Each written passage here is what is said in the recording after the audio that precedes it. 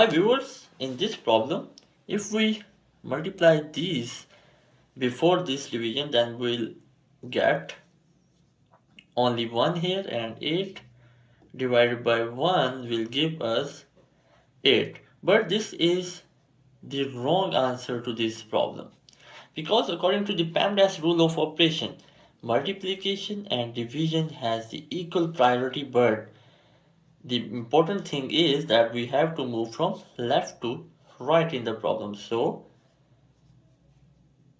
this problem will be solved as, first of all, we'll do this division because division is on the leftmost side of the problem. So 8 divided by 2 will be 4, multiplied by 1 by 2, and 2